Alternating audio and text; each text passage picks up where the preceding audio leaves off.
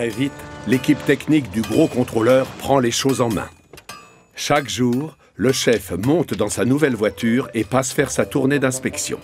Il tient à vérifier lui-même que les travaux avancent bien.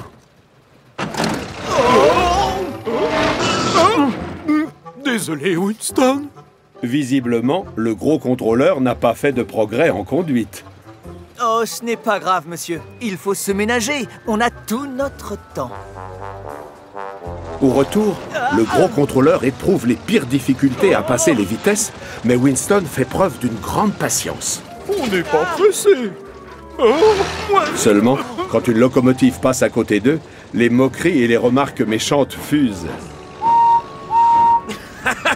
Tiens, voilà notre ami bancal, ça va?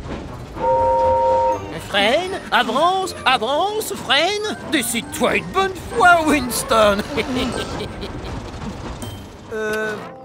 Vérifiez que le frein est bien serré, s'il vous plaît. Ah, oh, exact. C'est amusant que tu en parles. J'allais le faire, justement. La vérité, c'est que le gros contrôleur oublie toujours de serrer le frein à main avant de sortir de la voiture. Alors forcément, Winston est obligé de le lui rappeler à chaque fois. Ça n'a pas l'air d'aller, Winston? Qu'est-ce qui se passe? Oh, c'est juste le gros contrôleur. Ah, il n'est pas très doué pour conduire une voiture. Oui, mais c'est normal. Il faut bien qu'il apprenne. Ce serait bien qu'il le fasse plus rapidement, alors. Ah, de temps en temps, j'en arriverais presque à souhaiter pouvoir rouler sans personne. Arrête de dire des bêtises, Winston. Tu as besoin d'un conducteur. Allez, en route, Winston. Au revoir, Percy. Au revoir, monsieur.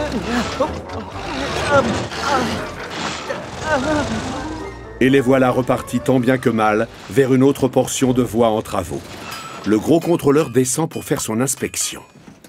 Chef, n'oubliez pas de... Seulement cette fois, Winston décide de ne pas lui faire remarquer qu'il n'a pas serré le frein à main. Et sans rien pour bloquer ses roues, la voiture avance sans un bruit.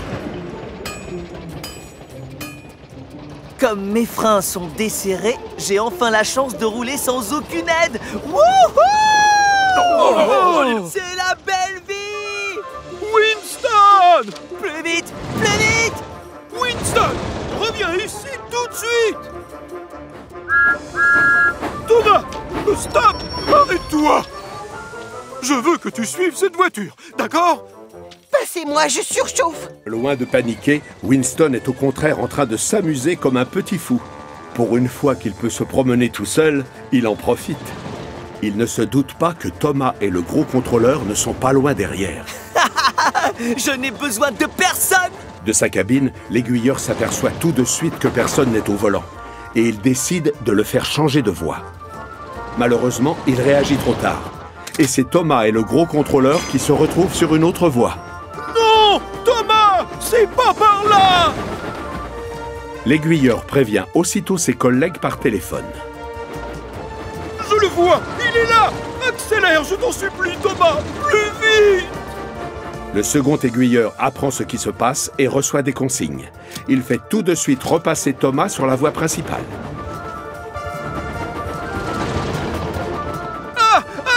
Oui, on le rattrape! Allez, fonce, Thomas! Au même moment, un peu plus loin, Bertie s'arrête devant un passage à niveau. D'où il est, il ne voit pas Winston. Oh non! Les barrières! Bertie, attention! Désolé, Bertie! Encore pardon! Reste où tu es, Bertie! C'est dangereux! Laisse-nous passer, c'est une urgence! Et ne bouge pas! D'accord, je vais attendre là alors. J'espère que ce ne sera pas long. Cette promenade ne m'amuse plus du tout! Je serais rassuré si je pouvais rouler moins vite! Mais je ne contrôle pas les manettes! Si seulement il y avait quelqu'un au volant! Winston file à toute vitesse vers la gare de triage. Et bien sûr, c'est la catastrophe. Des wagons sont stationnés sur les voies juste devant lui, mais Winston est incapable de s'arrêter. Non! Vite! Il bloque le passage! Au secours! Au secours! Non! À l'aide! Vite! Ben ça alors, qu'est-ce qui m'arrive? Sans comprendre comment, Winston commence tout doucement à ralentir. Ses roues se mettent à tourner de plus en plus lentement, et au moment où il n'est plus qu'à quelques centimètres du wagon, il s'arrête complètement. Ah, ça, il faudra qu'on m'explique. Je vais le faire, si tu veux. Tu n'as plus du tout d'essence. La voilà, ton explication. J'ai cru que j'allais avoir un accident. Mais c'était vraiment irresponsable de partir sans conducteur. Et dangereux, la preuve. Mais ce n'est pas uniquement de ma faute, chef. C'est vrai. Vous auriez dû penser à mettre le frein à main. Oh, misère. Oh, misère. Ah, oui, je vois. Oui, bien sûr. Tu as tout à fait raison, Winston. J'aurais dû penser à serrer le frein à main. Mais moi, j'aurais dû vous le rappeler, monsieur. Cette histoire m'a fait comprendre que j'ai vraiment besoin de quelqu'un au volant. Ah, bien, on repart de zéro, d'accord? Mais sans se presser, il faut se ménager. Et quand il repasse devant le passage à niveau, Bertie est toujours là. Coucou, Bertie. Quelle journée! Bertie sourit tristement. Il aimerait bien être aussi occupé que Thomas. Au lieu de cela, il est obligé d'attendre Donatien et ses amis. Thomas est très étonné. Qu'est-ce que tu fais là, Bertie? Bonne question. Ben, je suis venu voir ce que tu faisais. Tu en as de la chance, tu sais. Tu passes ta journée à aller d'un bout à l'autre de l'île. Tu vois des choses que je ne vois jamais. Tu fais des choses que je ne fais jamais. Moi, j'attends. J'attends mes passagers. Pauvre Bertie. Une idée fuse alors dans la cheminée de Thomas. J'ai fini de travailler pour aujourd'hui. Alors, si tu veux bien, je vais t'emmener faire une petite visite de l'île. C'est gentil, merci, mais j'ai rendez-vous avec Donatien et ses amis à 16 h. Je les emmène à la crique de la falaise. Ça m'étonnerait qu'on ait assez de temps. On en a amplement assez comme ça, je t'assure. Allez, en avant! Et hop, les voilà partis pour un tour de Chicalor. Premier arrêt, la zone des marais. Thomas en profite pour laisser ses essieux se reposer un peu. Quant à Bertie, il est ravi. Regarde, Thomas, les canards veulent être mes amis. Voilà ce qui arrive quand on prend son temps. En route, je vais te montrer la colline de Gordon. Mais quand les deux amis repassent devant le passage à niveau, l'autobus a une mauvaise surprise. Oh non! C'est Donatienne là-bas! Elle est en avance! Et c'est moi qu'elle attend! Je crois qu'on devrait peut-être s'arrêter! Hélas, Thomas ne l'entend pas. Il fonce à fond les wagons vers la colline de Gordon. La beauté de Chicalor lui saute aux yeux. Admire un peu cette vue, Bertie. L'ennui, c'est que l'autobus est trop inquiet pour regarder le paysage. C'est une très jolie vue, c'est vrai. On peut y aller maintenant. Donatien doit déjà m'attendre. On a tout notre temps, ne t'en fais pas. Prochain arrêt, la gare de l'île de Brume. Et Thomas redémarre sans laisser à Bertie le temps de protester. Au passage à niveau, Donatien et ses amis se demandent pourquoi l'autobus est en retard.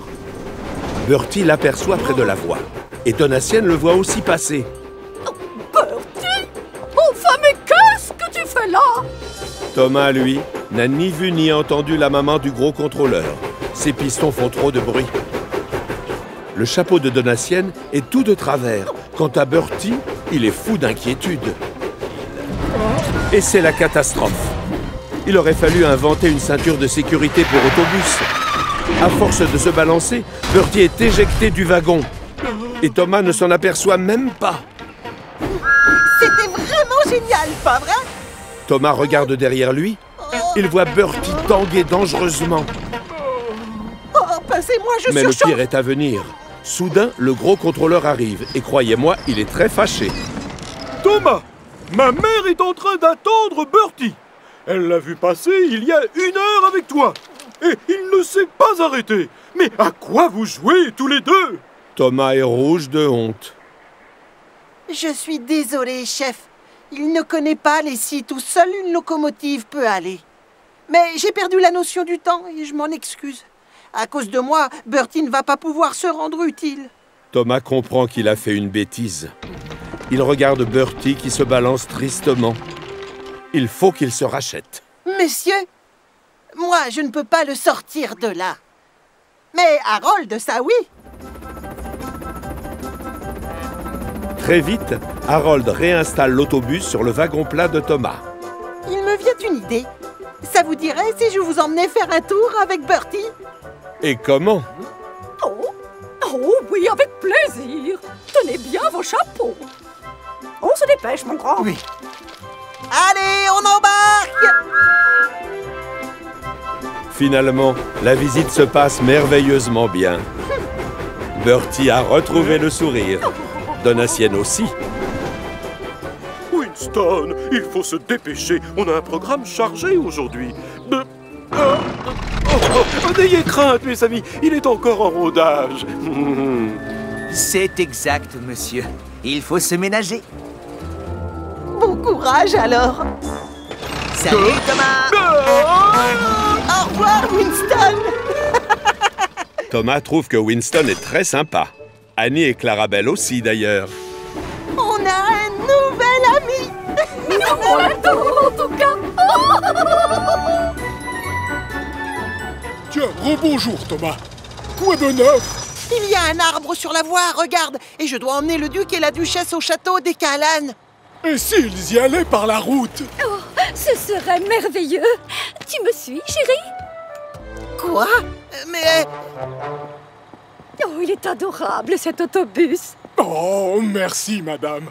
Veuillez monter à bord. Comme je le disais à Thomas, 4 roues, c'est mieux.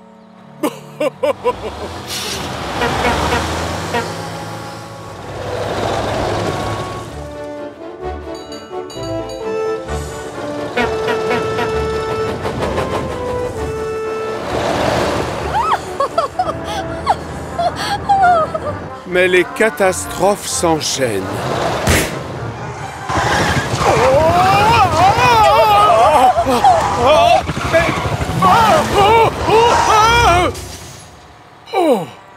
C'est un scandale! Quel est le problème cette fois-ci? Un pneu crevé, monsieur. Je suis vraiment désolé. Mais c'est affreux! Nous n'avons aucune chance d'être à l'heure au château pour mon discours! Max, le camion Ben, adore faire la course avec Thomas. Hey! Tout comme Monty, son frère jumeau.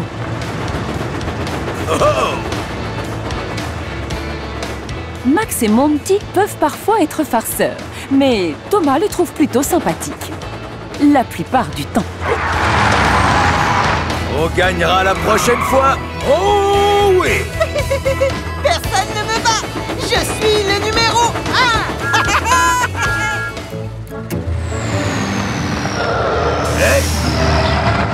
Pourquoi tu t'arrêtes? En fait, je réfléchissais. La décharge est vraiment très éloignée. Il faut qu'on se dépêche. Ou alors, au lieu d'emporter la terre jusque là-bas... On pourrait la jeter par-dessus ce pont. Exactement! On gagnerait un temps précieux. Et en plus, On serait vraiment utile.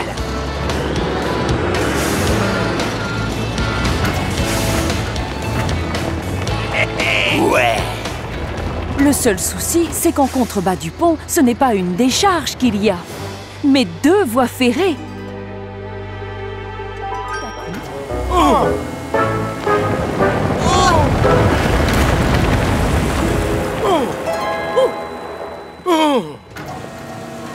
Bonsoir, bonsoir.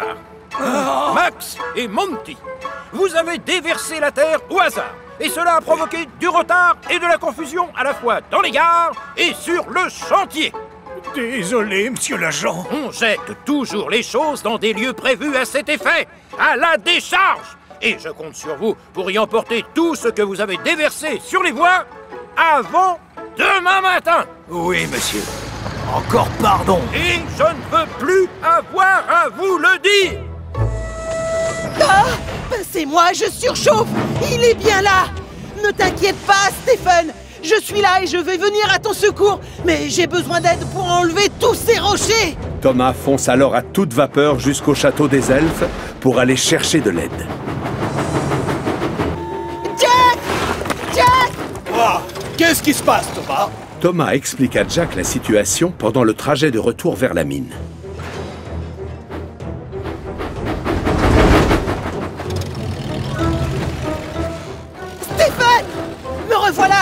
j'ai aussi ramené mon ami Jack.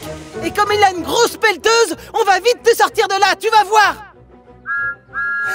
Pas de réponse. Bizarre. Ça, c'est une mission pour moi.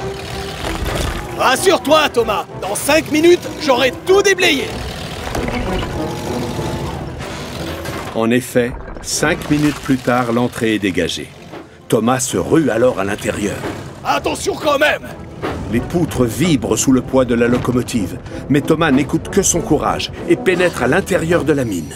Stéphane! Stéphane! Thomas! Ah, ouf, j'ai bien cru que tu m'avais oublié. Non, je t'ai cherché partout. Allez, viens, sortons. Tu n'as plus rien à faire ici. Tu crois? Et si je me reconvertissais comme mineur?